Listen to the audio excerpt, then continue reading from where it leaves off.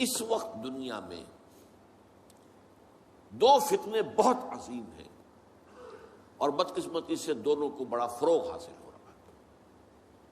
اور دونوں کے تعلق حضور صلی اللہ علیہ وسلم کی شخصیت سے۔ ایک ہے ختم نبوت کی مہر توڑنے والا فتنہ، نئی نبوت کا دعویٰ۔ یہ ہمارے اس دور میں کچھ عرصے پہلے ایران میں ایک شخص بہاء اللہ اٹھا، اور بہائی آج بھی دنیا میں موجود ہے اور مسلمان ممالک میں موجود ہیں، اور ان کے جو ہے وہ اپنے دفاتر ہوتے ہیں، ان کے جو ہے لائبریریز ہوتی ہیں، ان کے ریڈنگ رومز ہوتے ہیں، اور ویسٹ میں تو بہت بہاء اللہ بہائی، یہاں تو آپ زیادہ واقف نہیں۔ لیکن اس کے بعد جو بہت بڑا فتنہ اس وقت ہے، جسے مسلسل فروغ حاصل ہو رہا ہے ابھی، اور اسے وہ اپنی صداقت کے دلیل کے طور پر استعمال کر رہے ہیں، کیونکہ پوری مغربی دنیا ان کے پشت پر ہے، وہ ہے قادیانیت کا فتنہ۔ پوری مغربی دنیا، آج آپ کو معلوم ہے پورا مغرب لفظ جہاد سے کانپتا ہے، جہاد کو گالی بنا دیا، جہادسٹ۔ یہ گویا کہ ان کے نزدیک کسی کو کنڈیم کرنا ہو تو جہادسٹ ہے یہ۔ تو یہ جہاد، اس جہاد یعنی قتال کی نفی کی تھی غلام احمد قادیانی نے، اسی لیے انگریزوں کا چہیتا بنا تھا، اس لیے کہ ظاہر بات ہے کہ ہندوستان میں انگریز آ تو گیا تھا، لیکن اس نے یہ نوٹ کر لیا تھا کہ مسلمانوں کے اندر تو جراثیم موجود ہے بغاوت کے، مسلمانوں نے دل سے ہمیں تسلیم نہیں کیا۔ اس کی وجوہات تھی، ایک بات تو یہ تھی کہ مسلمانوں سے تو تم نے حکومت چھینی، ہندو تو پہلے مسلمان کا غلام تھا، اب تمہارا ہو گیا، تو ہندو کے لیے تو معاملہ چینج آف ماسٹرز کا تھا، آقا بدل گئے، یہ تو نہیں کہ وہ حاکم سے محکوم بنایا گیا ہو۔ جبکہ مسلمان حاکم سے محکوم بنائے گئے تو ان کے اندر تو لازماً ایک بدلہ لینے کا جذبہ، انتقام کا جذبہ، اپنا کھویا ہوا مقام حاصل کرنے کا جذبہ جو ہے وہ موجود تھا۔ چنانچہ یہی وجہ ہے کہ حضرت سید احمد شہید بریلوی رحمۃ اللہ علیہ کی تحریک چلی، اگرچہ بہرحال مشیت ایز تھی اور کچھ ان کی بھی اجتہادی غلطی سے وہ ناکام ہو گئے، دنیاوی اعتبار سے بالا کوٹ میں شہید ہو گئے، لیکن یہ ہے کہ اس نے ایک سور پھونک دیا تھا مسلمانوں کے اندر جہاد کا۔ ان کے بعد بھی طویل عرصے تک اس علاقے کے اندر انگریزوں کے خلاف جو ہے وہ جہاد جاری رہا ہے، مسلسل جاری رہا ہے۔ اور اس کے بعد آپ کو معلوم ہے کتنے ہی علماء تھے جو پھانسی چڑھائے گئے ہیں، جن کو جو ہے کالا پانی بھیجا گیا ہے کہ علماء نے اس کو جو ہے دارالحرب قرار دے دیا، اور دارالحرب کے اندر رہتے ہوئے مسلمان کے لیے فرض ہوتا ہے کہ وہ اس دارالحرب کو جو دارالاسلام بنانے کی جدوجہد کرے۔ یہی وجہ ہے کہ 20ویں صدی کے آغاز تک بھی ہمیں سراغ ملتا ہے وہ ریشمی رومال کی تحریک۔ میرے نزدیک جو 14ویں صدی ہجری کے جو مجدد تھے حضرت شیخ الہند رحمۃ اللہ علیہ اسیر مالٹا، ان کی ریشمی رومال تحریک جو تھی وہ یہی تھی، ایک تدبیر تھی، بہرحال وہ نہیں چلی، ناکام ہو گئی، یہ دوسری بات ہے۔ تدبیر یہ تھی کہ ادھر ترکوں سے کہا جائے اس وقت تک ابھی خلافت عثمانیت باقی تھی، یہ تو 1924 میں ختم ہوئی ہے، اور یہ میں بات کر رہا ہوں 1915 کی، کہ وہاں کسی کو بھیجا جائے کہ ادھر سے ترک جو ہے وہ حملہ آور و افواج آئیں، اور ادھر افغانستان بھیجا جائے کسی کو، وہاں سے افغانستان سے مسلمان حملہ کریں اور ادھر اندر سے ہم بغاوت کریں تو انگریز کو یہاں سے اٹھا کر پھینک دیں۔ لیکن بات جو تھی، پھر میں کہوں گا مشیت ایسی کا بھی معاملہ ہوتا ہے۔ حضرت شیخ الہند خود گئے تھے ترکی سے مدد لینے کے لیے، پہلے وہاں حجاز گئے، اس لیے کہ حجاز میں ابھی مدینہ منورہ میں ترک گورنر موجود تھا، ابھی جو ہے وہ شریف حسین جو تھا جس نے بغاوت کی تھی ترکوں کے خلاف، مکے پر تو اس کا قبضہ تھا، مدینے پر نہیں تھا، تو وہاں گورنر جو ہے ترکی کے خلافت عثمانیہ کے موجود تھے، ان سے ملاقات کی اور آگے جانے کا فیصلہ بھی تھا۔ لیکن اسی اثنا میں مخبری ہو گئی، اور شریف حسین والی مکہ نے، جس کی یہ نسل ابھی تک چل رہی ہے، یہ جو اردن کا بادشاہ بیٹھا ہوا ہے، یہ اسی کا پڑ پوتا سمجھ لیجئے، یا پڑ پوتا یا سگڑ پوتا ہے، یہ وہ نسل ہے ہاشمی، ہاشمائٹ۔ تو اس نے حضرت شیخ الہند کو گرفتار کر کے اور چاندی کی تشتری میں رکھ کر انگریز کو پیش کر دیا، یہ آپ کا باغی یہاں پر آ کر اور آپ کے خلاف سازشیں کر رہا ہے۔ اور دیکھیے انگریز انہیں کہاں لے گیا، مالٹا، میڈیٹرینین سی کا ایک جزیرہ، بحیرہ روم کا، آخر ہندوستان میں بھی تو واپس لا سکتا تھا، ہندوستان کی کسی جیل میں نہیں۔ اقبال کے نفس سے ہے لالے کی آگ تیز، ایسے غزل سرا کو چمن سے نکال دو، تو وہاں رکھا ہے انہیں 4 سال وہاں پر وہ، اور ٹی وی جو ہے وہ اپنی آخری حد کو پہنچی ہے تو چھوڑا ہے کہ ہماری اگر قید کے اندر یہ انتقال ہو گیا ان کا تو پھر طوفان اٹھ جائے گا۔ تو ایک فتنہ تو یہ ہے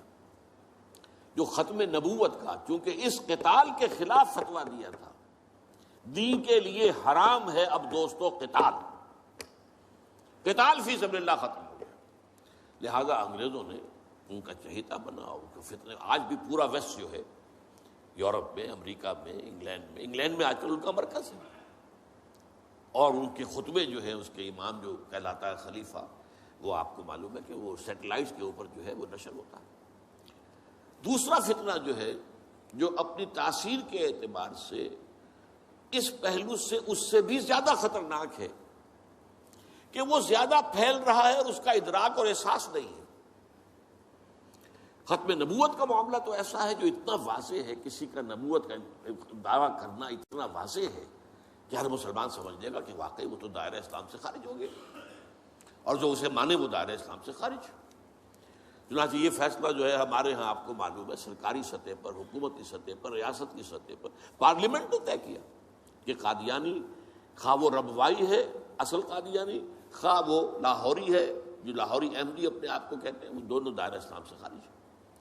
لیکن یہ دوسرا فتنہ وہ ہے کہ جو اندر ہی اندر جیسے دیمک جو ہے لکڑی کو کھا جاتی ہے، ان کا یہ فتنہ ہے انکار حدیث کا فتنہ۔ قرآن مانیں گے، قرآن کو سمجھیں گے، حدیث ہاں ٹھیک ہے، حدیث اپنی جگہ ہے، اس میں اخلاقی تعلیمات جو ہیں ان کو ہم سر سے سینے سے لگائیں گے، لیکن مطاع جو ہے حضور کی ذات صرف اپنے زمانے کے لیے تھی، بات کے لیے نہیں۔ میں نے جو آج آپ کو آیات سنائی تھی، قل اطیعوا اللہ واطیعوا الرسول، اے نبی کہہ دیجئے اطاعت کرو اللہ کی اور اطاعت کرو رسول کی صلی اللہ علیہ وسلم۔ فَإِن تَوَلَّوْا، پھر اے نبی اگر یہ پیٹھ موڑ لیں، فَإِنَّمَا عَلَيْهِ مَا حُمِّلَ وَعَلَيْكُمْ مَا حُمِّلْتُمْ، تو ان سے کہہ دیجئے، انہیں یہ بات بتا دیجئے کہ جو ذمہ داری ہم نے ڈالی اپنے رسول پر وہ اسی کے مسئول ہوں گے، جو ذمہ داری تم پر پڑی ہے اس کے مسئول تم ہوگے۔ وَإِن تُطِيعُوهُ تَهْتَدُوا، اور اگر تم ان کی اطاعت کرو گے تبھی تم ہدایت پر ہوگے۔ دوسرا سورۃ تغابن کی آیت میں نے آپ کو سنائی تھی، وَأَطِيعُوا اللَّهَ وَأَطِيعُوا الرَّسُولَ فَإِن تَوَلَّيْتُمْ فَإِنَّمَا عَلَىٰ رَسُولِنَا الْبَلَاغُ الْمُبِينُ، اطاعت کرو اللہ کی، اطاعت کرو رسول کی صلی اللہ علیہ وسلم۔ پھر اگر تم نے پیٹھ موڑ لی تو جان لو کہ ہمارے رسول پر تو صرف پہنچا دینے کی ذمہ داری تھی، آگے تم مسئول ہو کہ تم تک جو پہنچا دیا گیا تھا پیغام تم نے اسے قبول کیوں نہیں کیا۔ یہ جو اطاعت رسول ہے یہ دائمی ہے، یہ ایسا نہیں ہے کہ صرف حضور اس کے لیے الفاظ استعمال کر دیتے ہیں۔ وہ مرکز ملت اپنے دور میں اپنے زمانے میں مرکز ملت تھے محمد صلی اللہ علیہ وسلم، لہذا امیر جماعت کی حیثیت سے، امیر ملت کی حیثیت سے ان کا حکم مانا جانا ضروری تھا۔ لیکن آئندہ تو جو بھی امیر ہوگا، جو بھی مرکز ملت ہوگا، جو بھی حکومت بنے گی، جو بھی مسلمانوں میں حاکم ہوگا، ان کی اطاعت فرض ہے۔ اور یہ فتنہ اس تیزی سے پھیلا ہے، اس تیزی سے پھیلا ہے، اس لیے کہ شریعت کی بہت سی پابندیاں ان لوگوں نے اسی حوالے سے حدیث کو اٹھا کر پھینک دیا۔ پردہ کوئی شے نہیں ہے، کوئی خاص شے نہیں ہے، پردہ جو ہے یہ تو ایک خاص دور کا کلچر تھا بس۔ اب قرآن مجید کی آیات کی جو ہے وہ غلط تعویلیں کر رہے ہیں، ترجمے غلط کر رہے ہیں۔ اب عام آدمی جو ہے، عام جدید تعلیم یافتہ آدمی جو ہے، اسے کہاں عربی کا پتہ ہے، وہ اسے کہاں پتہ چلتا ہے کہ یہ جو آیت کا ترجمہ کیا جا رہا ہے یہ غلط کیا جا رہا ہے، ٹیڑھا کیا جا رہا ہے۔ یہی آیات کے ترجمے میں تحریف قادیانیوں نے کی ہے۔ ان کا ایک عام مبلغ اور ان کے زیر اثر کوئی شخص آئے آپ سے بات کرے،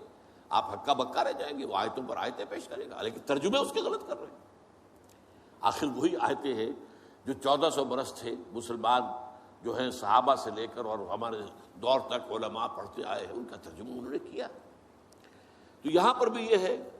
کہ وہ تعویلیں غلط کرتے ہیں، اور ایسی ایسی تعویلیں کہ ذرا سے بھی عقل اگر ہوتا کیا ہے، انسان کی مت ماری جاتی ہے۔ کسی خاص معاملے میں آپ کسی شخص سے متاثر ہو گئے، اب اس کی ہر بات آپ قبول کرتے جائیں گے، اس پر جو ہے تنقیدی نگاہ نہیں ڈالیں گے، یہ کمزوری ہے۔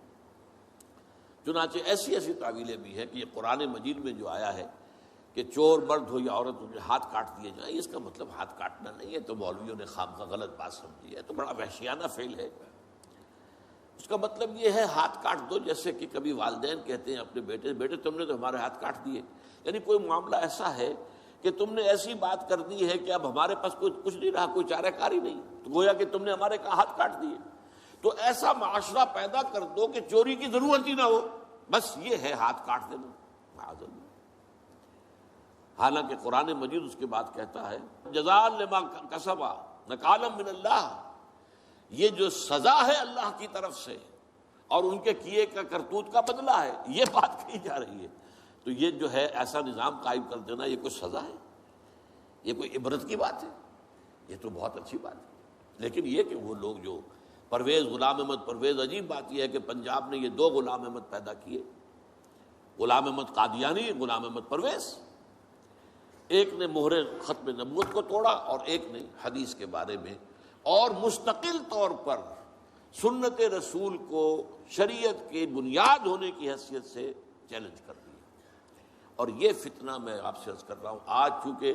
جیسے قادیانیوں کو پوری مغرب کی سپورٹ ہے، ایسے اس فتنے کو بھی، کیونکہ وہ کلیش آف سویلائزیشن میں اسلامی تہذیب کو ختم کرنے کے درپے ہو گئے ہیں،